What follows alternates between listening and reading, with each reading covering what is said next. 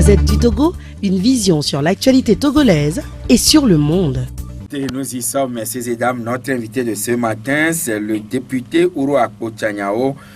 Il est vice-président de la commission des finances à l'Assemblée nationale, également secrétaire général adjoint de l'Alliance nationale pour le changement. Monsieur Ouro Akpo Tchaniao, encore une fois, bonjour. Bonjour Jean-Charles. Merci encore une fois d'avoir accepté notre invitation. Non, c'est pour moi un devoir civique. Voilà. Alors, ma toute première question, vous êtes un élu du peuple, mais plus précisément à Sokodé, disons dans le Tchaoudjo.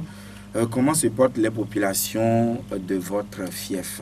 Non, je tiens à vous dire que ce n'est pas la pleine forme.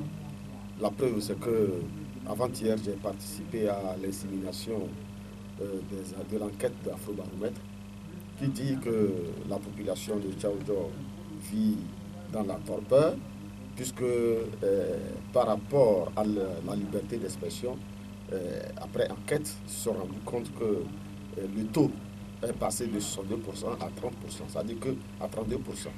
Donc, une baisse de 30 points, ce qui explique la peur qui est imposée à la population de Tchaoudjo. La préfecture de Tchaoudjo aujourd'hui est dirigée comme un camp militaire. Aucune activité politique, surtout de l'opposition, n'est tolérée. Même le chef de file de l'opposition de passage à Sokodé a failli être empêché de rentrer dans la ville et rencontrer les populations, même aller rendre visite aux populations des victimes des brutalités militaires à Sokodé. Vous n'êtes pas sans savoir que notre militant, le secrétaire de la sous-section de Nada, a été molesté par les militaires qui sont allés les chercher à la maison. Ils l'ont amené dans la rivière, ils l'ont frappé, ils l'ont obligé à boire de l'eau sale, abandonné là-bas dans le gémissement. Et lorsqu'il a été récupéré par ses parents, il n'a pas survécu à ses blessures. Donc, on l'a amené à la rivière. Dans la rivière, il y a une rivière qui n'est pas loin, la rivière Ponjo, qui n'est pas loin de son domicile. C'est là-bas on l'a amené, on l'a frappé sérieusement, frappé, et l'obligé à boire de l'eau sale. Vous savez, dans la rivière, il y a de l'eau qui n'est pas dans le lit de la rivière. Oui. Et souvent, cette eau, c'est des eaux stagnantes, sales, et on l'a obligé à boire cette eau, histoire de faire que même s'il n'est pas mort de ses blessures, c'est qu'il sera mort par infection. Donc, 3 jours après, il a rendu l'âme. Donc, il fallait, vous connaissez Jean-Pierre Fabre, toujours, il ne laisse pas ses militants, il ne laisse pas, en tout cas, les victimes. Donc, il a voulu aller rendre visite à la famille, mais le préfet de Tchaoudjo a voulu empêcher. Et nous avions été vraiment fermes là-dessus. Nous nous sommes opposés à ce dictat, parce que le préfet arguait qu'il y a un problème entre le PNP et l'ANC, et que les militants du PNP détiennent des armes, et que si on laisse Jean-Pierre Fabre arriver dans cette situation, ils vont tirer sur lui. Vous voyez, nous avions protesté avec beaucoup de véhémence contre ces propos mensongers et surtout dénués de tout fondement.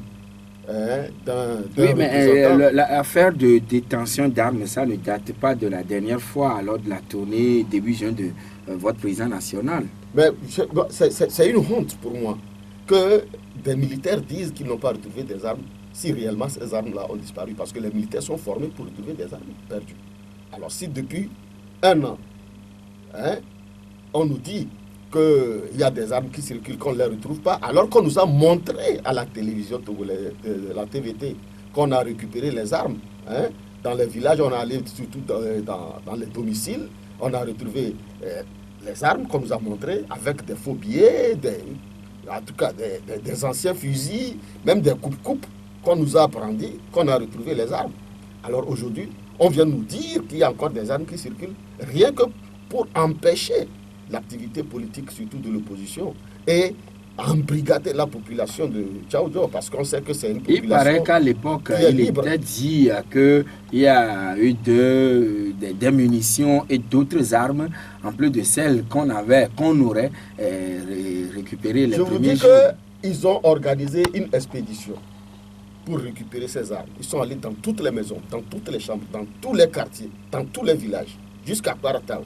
ils sont allés ramasser même les anciens fusils, les coupe-coupe, les fusils de chasse. Les fusils de chasse, les coupe-coupe, tout, ils ont tout ramassé et ils ont exposé et à la télévision togolaise qu'ils ont récupéré les armes. Mais après, on vient aujourd'hui nous dire qu'il y a encore des armes qui circulent. Alors, ça, par rapport à cela, c'est le mensonge oui, d'État qui a été érigé depuis l'avènement de Gnassingbé Yadema jusqu'à Gnassingbé fils. C'est comme ça que ce pays a été dirigé dans le mensonge. Oui, maintenant, vous êtes député de la localité, ce qui est sûr, les populations qui vous ont élu vous font confiance et vous écoutent. Qu'est-ce que vous avez pu faire dans ce sens pour que si, d'aventure, il restait encore une arme, peut-être en détention illégale, que cela soit rétrocédé Donc, ou disons vous voulez me retourné. demander d'aller chercher des armes qui Non, n'existent pas. ce n'est pas ce que Parce que je vous dis Qu'est-ce que vous avez pu faire dans qu'il ce sens? n'y a pas des armes en circulation. C'est un mensonge d'État qui a été organisé. Et moi, je suis outré. Je suis outré parce que on ne peut pas nous dire qu'il y a des armes qui circulent et qu'on ne retrouve pas. Voilà. Ça veut dire que notre armée n'est pas digne de confiance, alors que c'est faux. Nous avions des militaires bien aguerris, bien formés, qui savent ce qu'ils font. Sauf qu'on est en train de mentir dans leur compte qu'ils ne sont pas capables de retrouver des armes. Tout simplement parce qu'on veut noyer toute une population, qu'on a catalogué de je ne sais quoi, que des armes circulent, alors que c'est faux. Vous savez, en pays thème, nous avions une culture, c'est l'honnêteté. Nous sommes honnêtes et nous n'aimons pas du tout le mensonge. Le mensonge est proscrit. Parce que c'est pour ça que nous sommes des hommes libres. On nous dit que nous sommes des Kezembia. Les Kezembia, ça veut dire que c'est des gens honnêtes, libres, qui ont la conscience tranquille. Alors, on veut maintenant nous cataloguer pour des raisons que je ne vais pas... alors, monsieur Uruako Tchaniao, alors, ça veut dire que la vie à la normale n'a pas encore pas repris du tout, à ce côté, disons, dans Tchaoudjo? Non, bon, la vie à la normale. Les gens ont repris des activités, mais il y en a qui se cachent toujours. Je vous rappelle que... Ceux qui avaient fui ne sont pas encore rentrés. Il y a beaucoup qui ne sont pas rentrés. Il y a beaucoup qui sont encore au Bénin, au Ghana, qui ne sont pas rentrés. Et il y en a qui sont rentrés, mais qui ont peur. Je vous dis que Afrobaromètre, le vendredi dernier, a apporté l'information que le taux de la liberté d'expression à Sokodé a baissé de 30 points. C'est significatif. Ça veut dire qu'aujourd'hui, à Sokodé, les gens ont peur de s'exprimer. Alors, si les gens ont peur de s'exprimer, ça veut dire que les gens ont peur de se faire identifier ou de se faire voir. Ça veut dire qu'on leur a imposé une volonté de silence. On les empêche de s'exprimer. Et même, nous les politiciens, on nous empêche d'organiser des activités donc vous ne faites plus des activités politiques dans le Tchaoudjon? Non, pas du tout. Aucun en tant que député? Même député? Même député. Même député. Donc, ça dit que c'est une situation difficile que nous vivons à Sokodé. Aucune activité politique n'est tolérée. Je vous dis que le chef de file de l'opposition a failli être empêché de traverser la ville. Le préfet nous a dit clairement qu'il va envoyer ces gendarmes qui vont l'accueillir à l'entrée de la ville et le conduire directement à l'hôtel. Vous voyez, le chef de file de l'opposition, une institution d'État, voilà le comportement que le préfet, le colonel Mompion, qui nous piétine à Sokodé comme si nous sommes dans un camp militaire. Et maintenant, vous, en tant qu'élu de l'ANC, est-ce que l'ANC au moins arrive à faire des activités au niveau des sections, disons, oui, vos fédérations? Au niveau des sections et des fédérations, parce que pour des réunions qui se tiennent dans les domiciles privés, ils ne peuvent pas nous empêcher. Et c'est ce que nous faisons. Nous avions été obligés de réunir toutes les sections, puisque l'objectif de la tournée de Jean-Pierre Fabre, c'était l'évaluation et l'inspection de nos structures de base. Donc on était obligés de les réunir dans une maison qui fait office de siège de la section de Didaouré. C'est là-bas que nous avions tenu nos réunions. Je voudrais, si vous permettez, rendre hommage à Siba Johnson. Oui, le président de Rejad. Le président de Rejad. Qui est incarcéré depuis. Oui, parce qu'il a fait un travail très, très, très important et louable à Sokodé. C'est lui qui a permis de découvrir l'atrocité, le niveau de l'atrocité, de la barbarie militaire qui a été imposée à la population de Sokodé dans le mois de septembre 2017. Et pour ces raisons, aujourd'hui, il est incarcéré. Et je tiens à lui rendre hommage mérité, que la population de Sokodé ne va jamais l'oublier. Vous savez, Sokodé, on ne peut pas l'éteindre. C'est vrai, nous allons pardonner. Mais nous n'allons pas oublier. Parce que ce qui s'est passé à Sokodé, Honorable, véritablement, c'est une émission pleine d'émotions ici. Retenez-vous bien et maîtrisez-vous, s'il vous plaît. Et puis, aidez les Togolais quand même à comprendre. Messieurs et dames, c'est très difficile ici à supporter en studio. Cependant, nous revenons avec notre invité. On va devoir quitter la ville de Sokodé. Non, je tiens à dire sincèrement. Parce que ce qui s'est passé à Sokodé, il faut que je le dise. Vous savez, le chef du quartier de Salimdé a été battu tout simplement parce que les jeunes de Salimdé se sont organisés pour empêcher que la maison d'un cadre de INIR soit brûlée. Parce qu'il y a deux maisons, il y a deux cadres qui ont de belles maisons à Salimdé. La première a été brûlée. Mais le lendemain, à 5 h du matin, le chef sortait de la prière quand les militaires l'ont encerclé. Et le chef qui commandait dit, c'est le chef, tuez-le. On l'a frappé, vous savez comme on frappe Kakarakala avec tapette. C'est comme ça qu'on l'a frappé, le chef de Salimdé. Difficilement, il a pu se relever. Toutes les maisons ont été cadrées. À Salimdé, on a frappé tout le monde. À Tchawanda, on a frappé tout le monde. Il y a eu des morts. Et ce qui est encore plus grave, c'est des gens du Nord qui maltraitent les gens du Nord à Sokodé. Le jeune de Kwarataou qui a été tué à bout portant, c'est un officier, un homme du Nord qui l'a tué. Le jeune qui a été frappé devant la station d'essence, c'est plus de 17 militaires qui sont rieux sur lui, ils l'ont frappé à mort. Oui, donc, mais au même moment, il y avait eu des actions peut-être qui ont enclenché cela, c'est-à-dire que des civils auraient aussi molesté jusqu'au sang des militaires. Non, mais et cette image a circulé un peu partout. Vous savez, lorsque vous empêchez les gens d'exprimer leur liberté et leur frustration, à un certain moment, ils réagissent. Mais est-ce qu'on doit arriver là-bas? Mais je vous dis que ça n'a pas commencé cette année. Voilà. Vous vous rappelez, Honorable Akpo Tchaniao, votre préfecture, il y a quand même une ville tampon entre elle et la ville de Kara, c'est Bafilo. Alors, Bafilo est en état de siège aussi. Quelle est la raison? Mais moi, je ne comprends pas la raison. Personne ne peut comprendre la raison. Parce que c'est la même chose, parce que c'est des gens qui expriment leur frustration. Vous savez, au cours du règne de Gnassingbé et Yadema, le peuple Kotokoli et surtout le peuple Tem n'ont pas bénéficié. Et vous vous rappelez, Aïva Zarifou, lorsqu'il a créé le PDR, il avait un slogan, il dit « Sabrini », c'est-à-dire que c'est une frustration qu'il exprime. C'est comme nous sommes ensemble battus. Maintenant, quelqu'un a pris le butin pour aller déposer lui seul dans l'arbre qu'il mange. C'est ce que ça veut dire. Ça veut dire que lorsque Gnassingbé et Yadema venaient au pouvoir, il n'était pas seul. Mais quand il a pris le pouvoir, il a écarté tout le monde. Vous vous rappelez, en 1946, Aïva Derman, le père de Zarifou, avait dit, lorsqu'il créait le CPN, que c'est parce qu'au nord, nous n'avions pas de cadres. À Sokodé, nous n'avions pas ni d'avocats, nous n'avions pas d'aviateurs, nous n'avions pas de médecins, nous n'avions pas de juges, nous n'avions pas de cadres formés. En 1946. Oui, mais aujourd'hui, s'il te plaît, laisse-moi terminer. Parce qu'on ne peut plus nous étouffer, nous allons parler. Aujourd'hui, à Sokodé, nous avions combien de juges? Combien d'avocats? Combien d'aviateurs? Combien de médecins? Même l'hôpital de Sokodé est dans une situation de délabrement total. Vous ne pouvez pas supporter. Et c'est dans l'approche contractuelle depuis vendredi dernier. Là, ça, oui. Ça, c'est un échec. Je vais terminer. Donc, cette frustration que la population est en train de vouloir exprimer, il faut la laisser s'exprimer. Quand le général Yark Dameyan disait la veille de la manifestation que le PNP, c'est quoi? Il n'avait pas besoin de le dire. Il avait tout simplement encadrer les manifestations et que ce qui est arrivé aujourd'hui ne serait pas arrivé. Tous ces morts-là, on ne devrait pas les avoir. Donc, quand le ministre de l'économie et des Finances dit que c'est les manifestations violentes qui a organisé la violence dans ce pays. Oui, les manifestations violentes qui ont été exacerbées par des actes de vandalisme. Alors, monsieur Ouro Akpo Tchaniao, vous êtes un des responsables au niveau de l'ANC. L'ANC, parti membre de la coalition des 14, les différentes manifestations. Pourquoi avez-vous ordonné à vos militants de vandaliser les biens d'autrui? Joachim, je vous connais, je vous respecte. Peut-être que vous prêchez le faux pour avoir le vrai. À l'ANC, on n'a jamais ordonné de faire la violence. Même quand on nous cherche. Vous vous rappelez, en 2010, je fais partie de ceux-là qui ont été renvoyés à l'Assemblée nationale.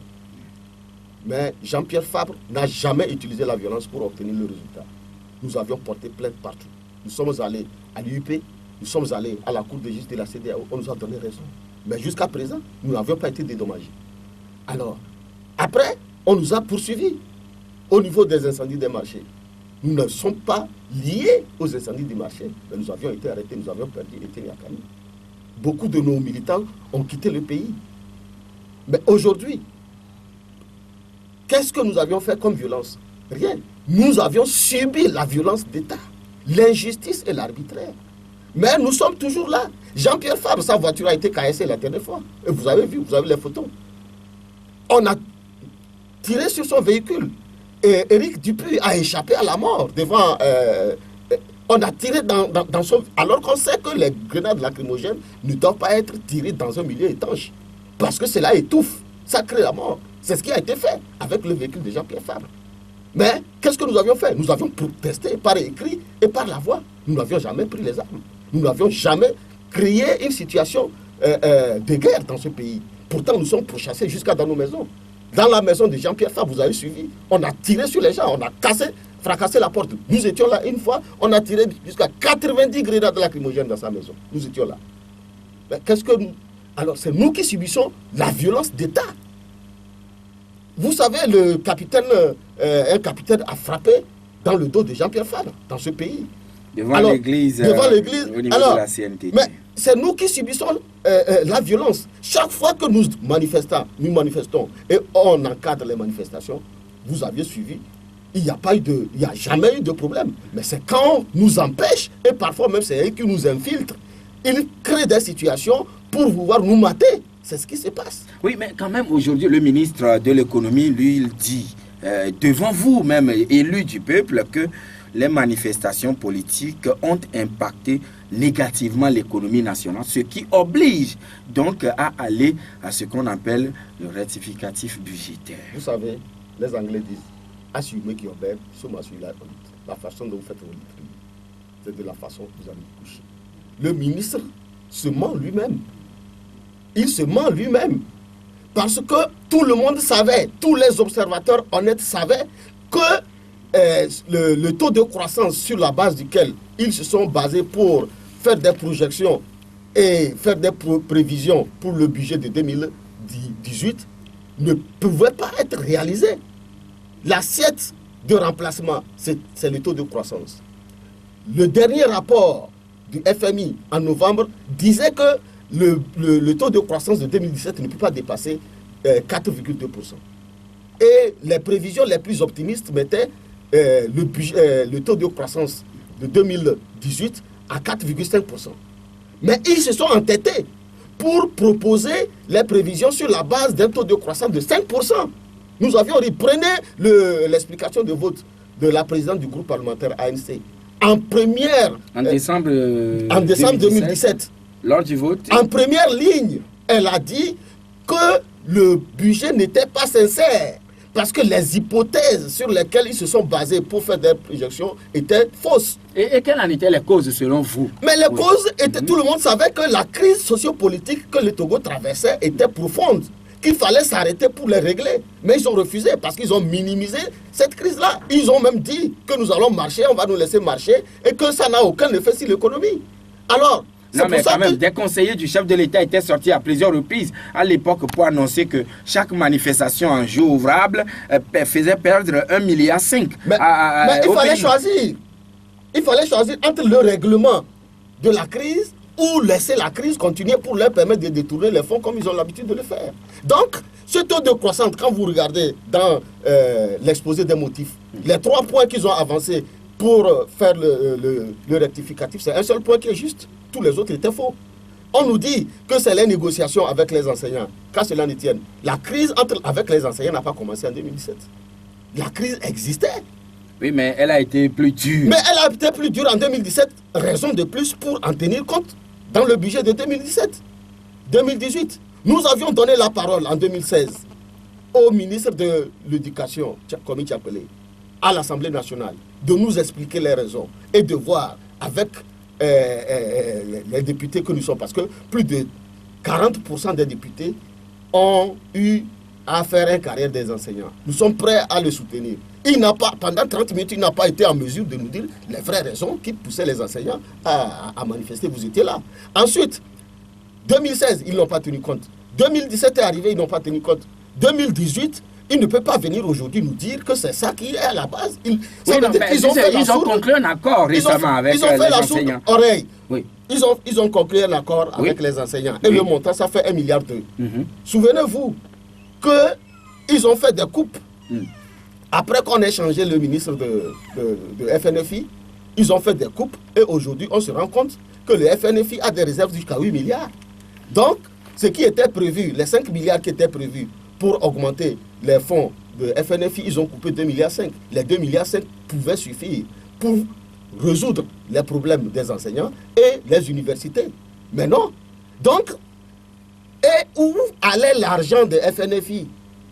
Oui, c'est au profit des femmes. Non. Oui, vous le savez. Vous avez oublié les 400 000 des journalistes aussi. Il faut ajouter ça. Mais s'il vous plaît. Mais comme ça concerne les journalistes. Oui, non. Ah voilà. S'il vous plaît. Ah voilà. Mais 400 000 francs pour combien de personnes? Mais ce n'est pas ça seulement. Vous savez que ce régime fonctionne sur la base du clientélisme, de l'affairisme et de l'ethnicisme. Voilà. Donc la troisième, tout ça là, l'affairisme et le clientélisme, c'est ça qui agit sur la mauvaise gestion des fonds. Et aujourd'hui, ce qui nous a choqués au niveau de l'Assemblée nationale la dernière fois, c'est que c'est maintenant qu'ils ont commis un cabinet qui va venir analyser la manière dont les finances publiques sont gérées pour faire en tout cas des économies. Ce que nous avions dit, vous prenez lors de l'étude des budgets, que ce soit Jean Kissi du CAR, que ce soit Omé Gogué, le professeur Omé Gogué, que ce soit Madame Isabelle Amiganvi et moi-même, tout ce que nous avions dit, les explications de vote du groupe parlementaire, vous rassemblez, nous avions toujours dit, en 2014, on a attiré leur attention sur les préfinancements. Mais ils se sont enrichis énormément à travers les préfinancements. Tout le programme de SCAP, pour moi, est un programme d'enrichissement illicite. Ils se sont enrichis énormément. Ah non, mais quand mais même, s'il te plaît, pour accroître la croissance de 2013. Oui, et également pour est-ce que la croissance a été promue? Est-ce que l'emploi a été promu? Mais non, tous les objectifs de la SCAP n'ont pas été réalisés. Tous les axes de la SCAP qui avaient été proposés n'ont jamais été réalisés. Et ils ont endetté le pays, malgré le PPTE qui était arrivé en 2010, n'est-ce pas? En 2010. 2011. Oui, c'était en décembre 2010. La dette publique du Togo était évaluée à 1244 milliards en 2010. Et que le PPTE a permis la réduction de 80% de la dette extérieure. Oui, s'il te plaît, c'est très important cette partie. Alors, lorsque la dette est revenue à 760 milliards en 2010, en 2015, 5 ans après, on s'est retrouvé à plus de 1536 milliards d'endettement du pays. Et en 2017, on était à plus de 2200 milliards. C'est soit 80,8%. Alors que le plafond, c'est 70% de taux d'endettement, faisant le Togo le pays le plus endetté. J'ai participé à un séminaire à Abuja la dernière fois sur le processus de la monnaie unique. Mais les pays anglophones se plaignent de l'indiscipline dans la gestion des finances des pays francophones. Ils ne respectent pas les critères de convergence. En l'occurrence, le Togo, oui, qui est le pays le plus endetté. Vous reconnaissez tout de même que les manifestations politiques ont impacté l'économie nationale. Mais c'est tout à fait normal. Et on leur avait dit, arrêtez. Vous vous rappelez au lendemain des manifestations de Sokolé, lorsque nous sommes retrouvés à l'Assemblée nationale, Jean-Pierre Fabre, chef de file de l'opposition, avait pris la parole. Il a dit au président de l'Assemblée, séance tenante, toutes ces stations d'activité, nous devons résoudre le problème posé par les Togolais. Mais les députés, ils n'iront crier sur lui. Quand il disait que le pays est à feu et à sang, déjà mort, déjà meurt, des députés ont dit qu'il n'y a pas de mort. J'ai demandé. Des députés ont dit qu'il n'y a pas de mort. Je vous dis, je ne veux pas donner le nom. Mais vous pouvez voir comment j'ai réagi ce jour-là, parce qu'il y avait déjà 2 morts à Sokodé. Il y a une question que je n'ai pas posée au président de l'Assemblée nationale et je regrette jusqu'à présent. Je voulais lui demander combien de morts il faut au Togo pour que les députés unis soient sensibles, pour comprendre la situation du peuple togolais. Combien de morts il faut encore? Mais quand Jerry Tama dit qu'il faut une masse critique de morts, je suis vraiment désolé. Il ne l'a pas dit, du moins, c'est hier. Mais il a toujours dit. Oui, mais quand même, parlant bien sûr de Jerry Tama, Alors, honorable, vous êtes un acteur politique. Monsieur Djeri Tama est un homme politique, candidat à la dernière présidentielle. Voilà qu'il a été accueilli à Bruxelles samedi avec des œufs pourris. Quelle appréciation faites-vous de cet acte de nos compatriotes? C'est pas du nouveau. Ça, ce n'est pas un événement. Mais plusieurs hommes politiques ont subi ça. Jean-Pierre Raffarin, il a été enfariné.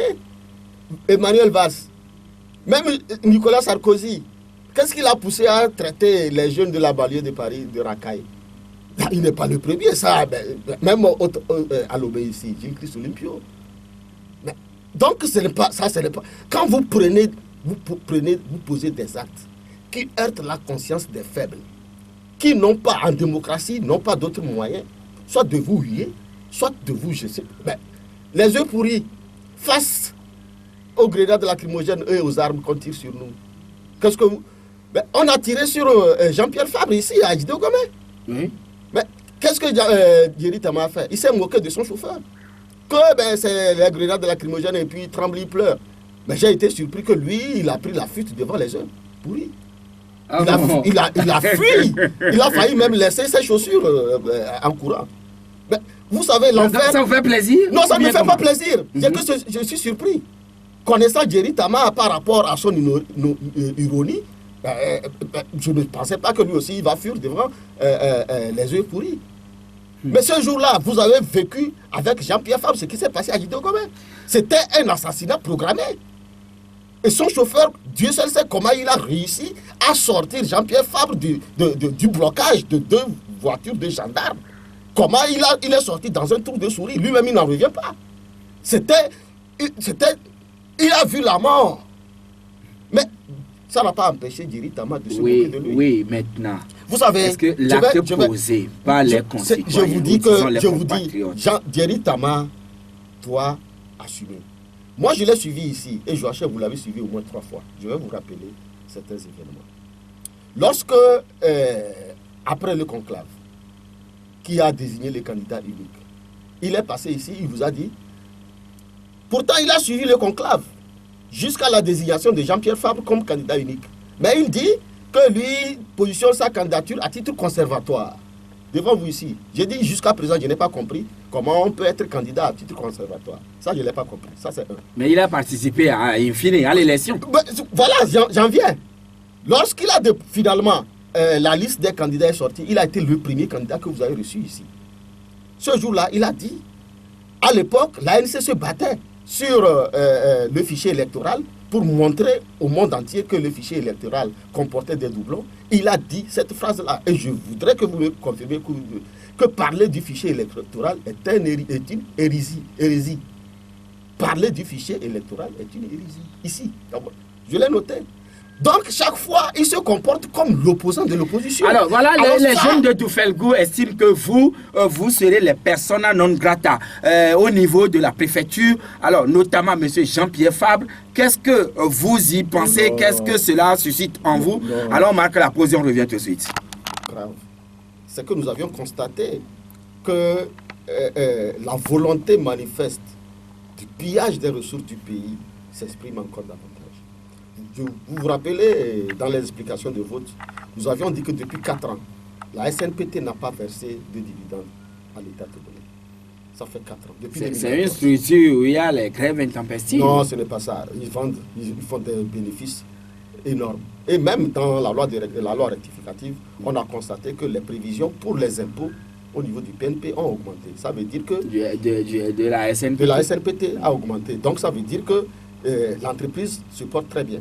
Sauf que lorsque nous avions poussé, à savoir, parce que l'année dernière, lors de l'étude budgétaire, nous avions poussé le ministre de l'économie et des finances et le DG du Trésor pour nous dire concrètement qu'est-ce qui se passe avec la SNPT. Parce que normalement, il y a un comité de surveillance qui gère les sociétés d'État. Mais toutes les sociétés d'État sont dans une situation gravatelle. Mais par rapport... À cause de la crise politique. Non, je vous dis que c'est la mauvaise gestion qui caractérise... Oui, mais c'est pas ce que le ministre Yaya dit. Oui. Alors, on nous dit aujourd'hui, et c'est le ministre Yaya lui-même qui nous a rapporté ça, qu'après confrontation, que la SNPT déclare avoir avancé 8 milliards en crédit TVA à l'État togolais. Quand? Comment? Et par qui? Personne ne sait. Vous savez, ça c'est une violation manifeste de l'article 4 de la loi organique portant loi des finances. Parce que l'article 4 dispose qu'aucune recette ne peut être liquidée. Aucune dépense ne peut être organisée si elle avait été prévue par la loi des finances. Et quand cela ne tienne, si cela arrive, c'est que le gouvernement est obligé de faire un projet de loi rectificatif pour intégrer ces dépenses ou ces recettes. Depuis 2014. Oui, maintenant c'est prévu quand même que ces lois rectificatives interviennent par moment. Je vous dis, depuis 2014 que nous sommes à l'Assemblée, nous n'avions jamais été, nous n'avions pas eu vent des 8 milliards que la SNPT aurait avancé à l'État togolais. À quel moment et à qui? On ne sait pas. Aujourd'hui, on vient nous informer. Vous n'avez pas de traces? Il n'y a pas de traces. Ni la Cour des comptes, n'est-ce pas? Ni le Trésor public, ni le ministre de l'économie et des finances n'est informé, sauf le vendredi qu'on nous informe. Donc, ça dit que ça c'est un détournement à ciel ouvert. Il faut que la Cour des comptes... Et quand vous avez posé la question, quelle a été la réponse du ministre par rapport à ces dont vous parlez? Non, mais vous savez, je ne peux pas vous donner les détails. Moi, ce que je sais, c'est que j'ai été interloqué et que je dis que cette affaire prouve à suffisance que les habitudes de la maison n'ont pas changé. Les habitudes de la maison n'ont pas changé. Et vous savez pourquoi?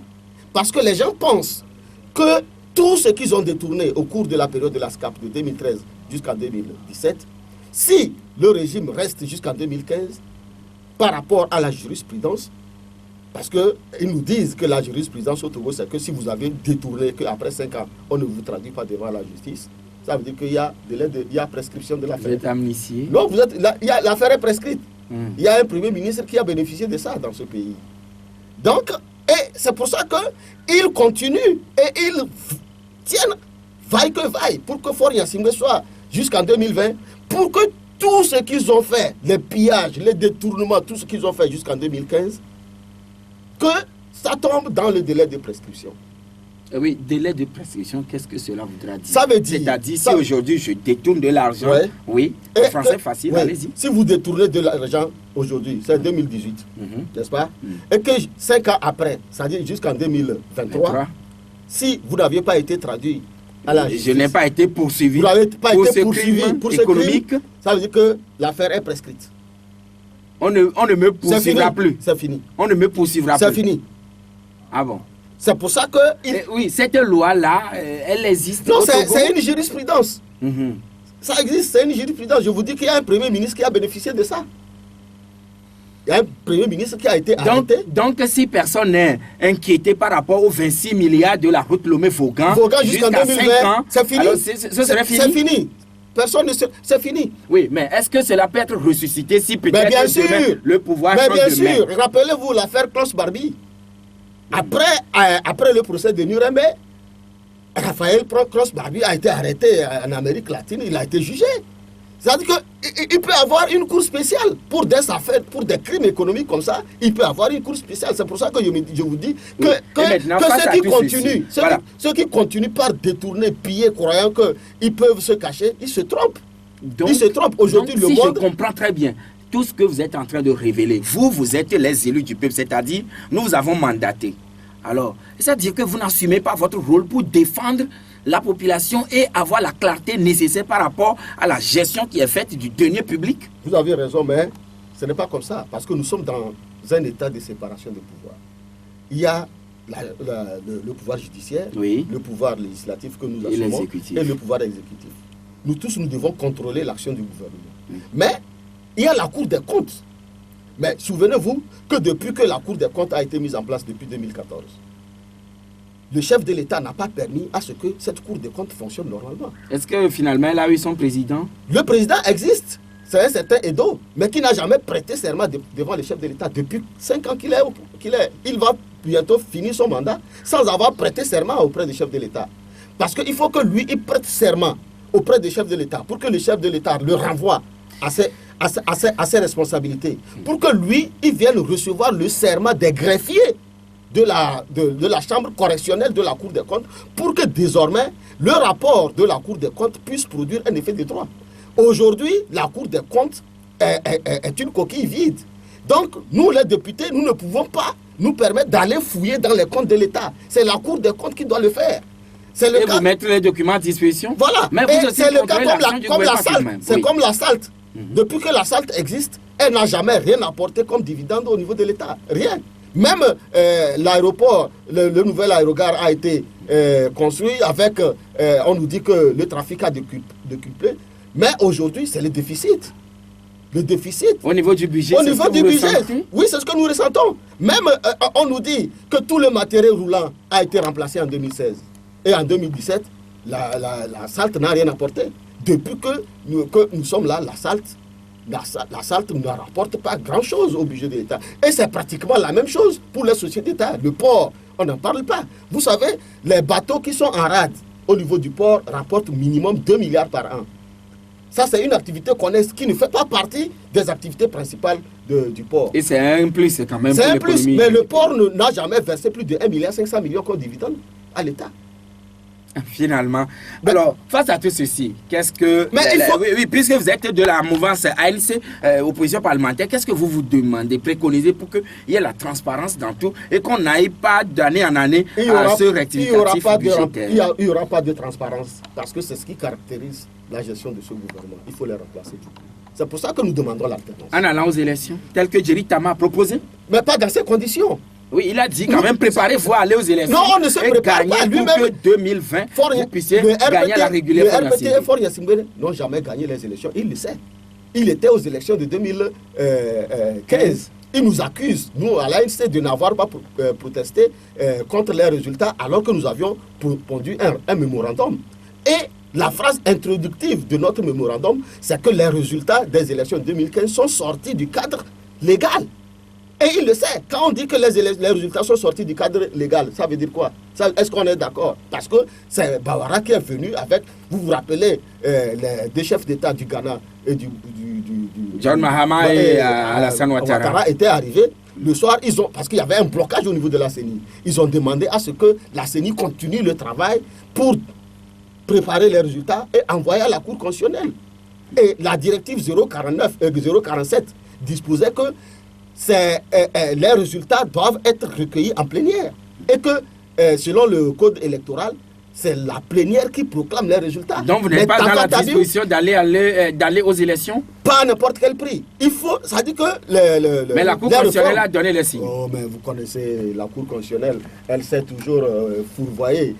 Vous vous rappelez, Abdou Assouma a donné 2 réponses pour la même question en 2010 et en 2015 par rapport au corps électoral et par rapport au vote. Et donc, vous avez vu, il a corrigé les résultats de 2015, ce qui n'est pas de ses prérogatives. Parce que quand Tafa Tabiou a donné les résultats, ça ne faisait pas 100%. Mais Abdou Assouma les a corrigés avant de proclamer. Et après la proclamation, il a dansé avec un mouchoir blanc. Donc, c'est un militant de l'INIR.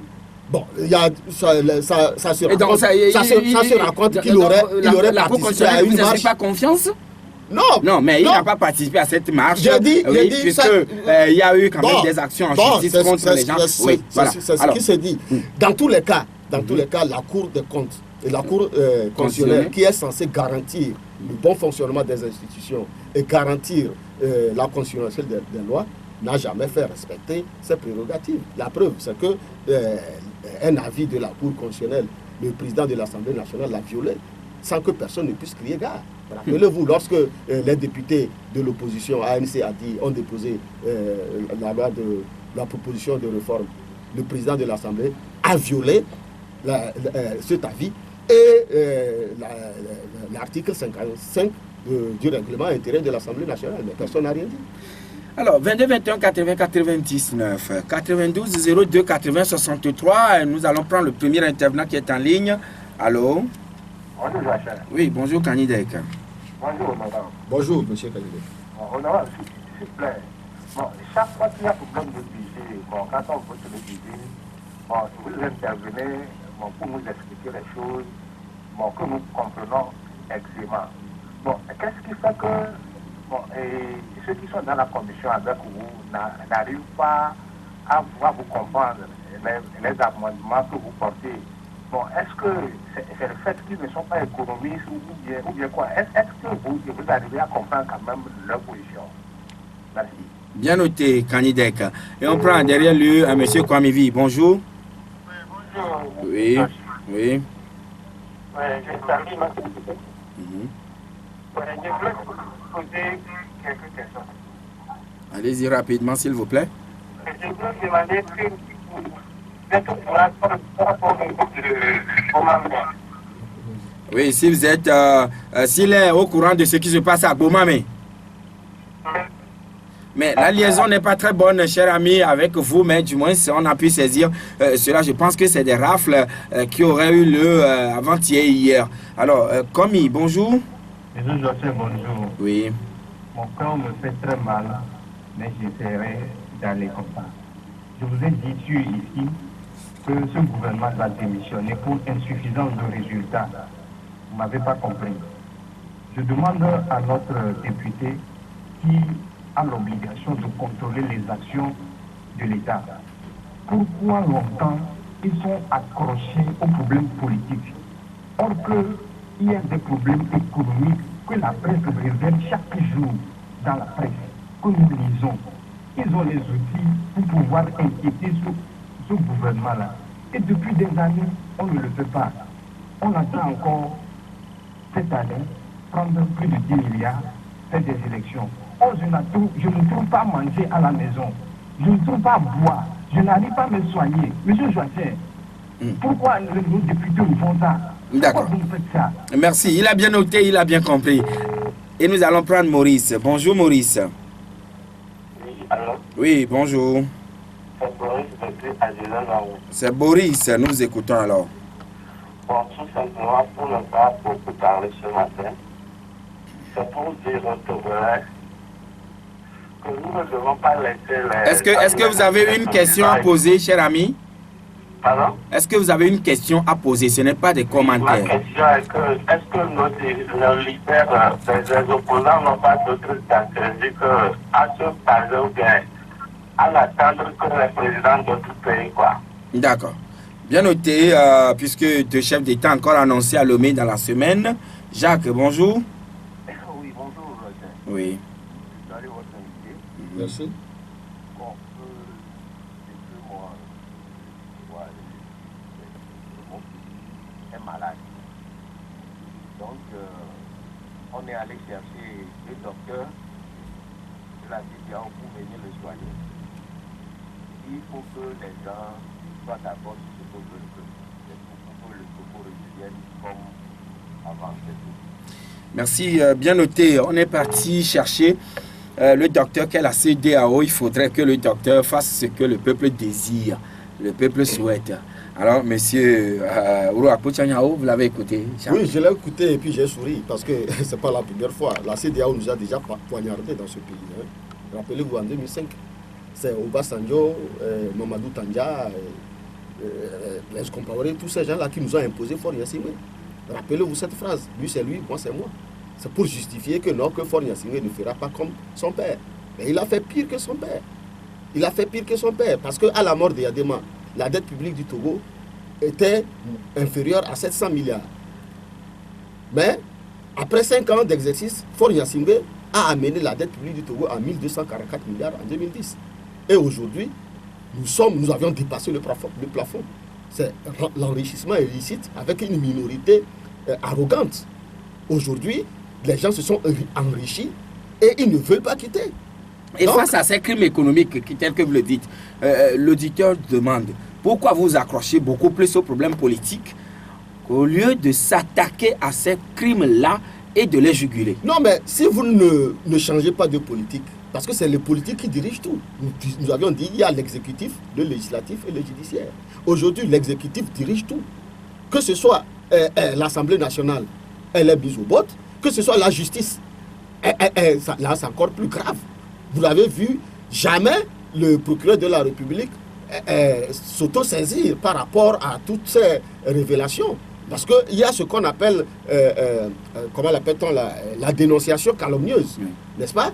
Donc, devant une dénonciation calomnieuse, c'est que le procureur de la République doit s'auto-saisir. Mais l'affaire des 26 milliards, c'est arrivé à ce niveau, mais jamais. Le contournement d'Alédio a été financé 2 fois. il y a un problème lié aux emprunts au ministère de l'Agriculture. Avec des fonds, personne ne sait comment ça fonctionne. Mais personne ne dit. Donc si on ne change pas le politique qui maintient tout ça là, mais on ne peut rien faire. C'est de ça qu'il s'agit. Donc, si on comprend très bien, honorable, êtes-vous en train de dire qu'il faut nécessairement de l'alternance avant que vous puissiez avoir les codés français travailler? Tout est bloqué. Non, mais quand même. Bon, je vais vous donner un exemple. Oui. Le 28 février 2017, lorsqu'on a augmenté le prix du carburant et que les chauffeurs de taxi sont sortis pour manifester, on a tué Alabi. Ouais. Est-ce que quelqu'un a réagi? Le procureur de la République, en principe, devrait s'auto-saisir. Mais il devrait s'auto-saisir. Mais est-ce que quelqu'un a réagi? Quelqu'un sort, on a tué, on a envoyé des chars aller écraser des gens aux mains nues à Mango. On a poursuivi des jeunes jusqu'à dans la rivière qui se sont noyés. On a tué le jeune Yakoubou. Est-ce que les gens ont réagi? Les enfants, les élèves qui sont sortis dans la rue pour manifester à Dapaon, Douti Sinaleng et Anselme Sinandare, on les a tués. Personne n'a réagi. À Sokodé, on a tué des gens. Oui, mais vous, député, vous n'avez même pas pu interpeller la CNDH par rapport à ces crimes. Si mais la CNDH... Oui. C'est devant vous, c'est vous qui les élisez. Mais vous vous rappelez l'affaire Kofi Kounté. Lorsque Kofi Kounté est parti, le nouveau secrétaire général qui est arrivé, il a dit que c'est une page qui est tournée. Vous avez vu un seul rapport. Vous avez vu un seul rapport. Cela vous dédouane de ces ça ne nous dédouane pas. C'est pour ça que nous sommes... C'est pour ça que la CNDH est une coquille vide. J'assume. Moi, j'ai accusé la CNDH lorsque nous avions été arrêtés dans l'affaire des incendies. La CNDH a fait quoi? Si la CNDH avait réagi, Yakanou n'allait pas mourir. Yakanou a été abandonné. Malade, il a été torturé et abandonné. Mais si la CNDH, j'ai dit ça publiquement à l'Assemblée nationale en regardant le président de l'Assemblée nationale dans les yeux, que si nous avions été torturés, c'est parce que la CNDH n'a pas réagi. Et jusqu'à aujourd'hui, est-ce que vous avez vu un rapport de la CNDH sur les faits incriminés? Non. Vous aviez une fois vu, même à Sokodé, ce qui s'est passé. Disons, la crise politique jusqu'à présent. Jusqu'à présent, vous avez vu le rapport. Quand Asiba Johnson a été arrêté, qu'est-ce que la CNDH... Oui, mais la CNDH a réagi quand on avait parlé d'un cas au niveau de Baratao. Oui. Mais est-ce que la CNDH, vous avez cru la crédibilité? Il a fallu que le président du Ghana dépêche une délégation pour venir calmer les choses à Baratao.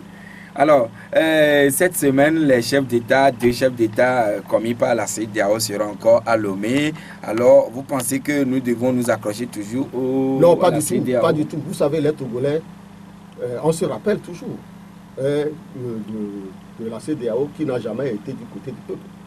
Vous vous rappelez, quand Ibir Chambas était là, il y a Aïssatou Bindaoudou, tous ces gens-là, Mamadou Tandia, tout ça là. Donc, les Togolais sont là, ils attendent. Et Jacques l'a dit, si la décision que la CEDEAO va apporter ne va pas dans le sens de la volonté du peuple, la crise ne sera pas résolue. Et maintenant, est-ce que vous êtes au courant de ce qui se passe à Bomamé? C'est-à-dire, on fait des rafles nocturnes. Non, c'est devenu la coutume de gestion au Togo.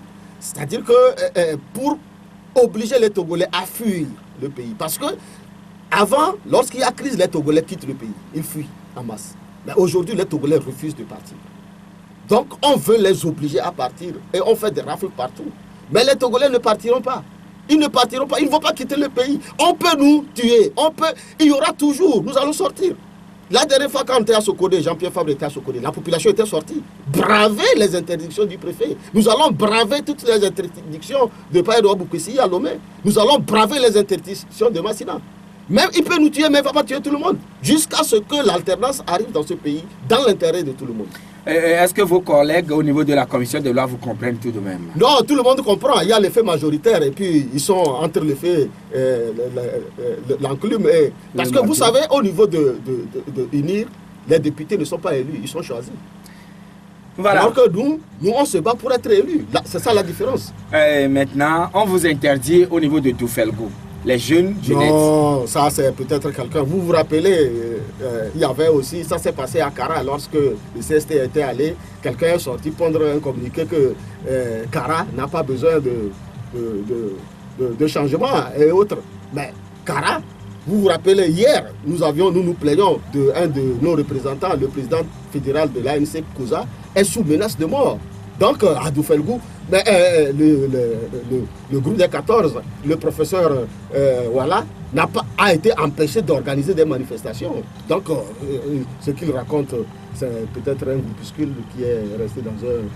Mais vous ferez fait de tout bois pour que la loi soit respectée dans le pays et que vous ne soyez pas empêchés là-bas pour faire vos activités politiques. Dans tous les cas, pour nous, personne ne peut nous empêcher d'aller où nous voulons. Donc nous disons que le Togo appartient à tout le monde. Il n'y a pas même à Kara, si nous voulons aller, c'est vrai qu'on a empêché le professeur Oulou, on a empêché le PNP, on a empêché le Parti des Togolais, mais nous nous battons pour que le Togo soit un pays où tout le monde est libre d'aller et revenir. Merci, honorable Ouro Akpo-Tchaniaou, d'être venu chez nous. Donc, c'est à moi de vous dire merci pour l'invitation. Merci, messieurs et dames. C'est fini donc pour aujourd'hui. Derrière la baie vitrée, il s'appelle Kokou, le Parisien. Tout à l'heure, sous le coup de 9h, temps universel, Jacob Arama va vous donner rendez-vous pour le journal en EB. Soyez toujours branchés sur la fréquence, la 96.3, qui est également reçue sur le www.radiovictoire.fm en direct. Ou si vous n'avez pas l'application, essayez simplement de faire l'appel et puis rapidement, on vous le donne et vous allez mettre cette application sur votre portable. Partout où vous êtes sur la planète et vous nous recevez 5 sur 5. Excellente semaine à toutes et à tous. La Gazette du Togo, une vision sur l'actualité togolaise et sur le monde. Rejoignez-nous sur le www.lagazettedutogo.com ou sur nos comptes Facebook, Twitter et YouTube. Pour tout contact, écrivez à contact@lagazettedutogo.com ou appelez le 92 80 88 53. La Gazette du Togo, c'est l'information en continu.